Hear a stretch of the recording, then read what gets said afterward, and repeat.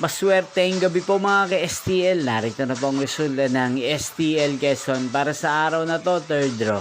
August 15, 2025, araw ng Biyernes. Naway, ang mga natayan niyo po mga numero kanina ay manalo nawa ngayong gabing ito, 8 PM. Kaya't kunin niyo na po ang inyong mga ticket. Narito na po ang resulta.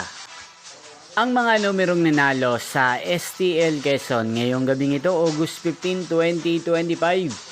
8 PM, third draw, result 7 at 21.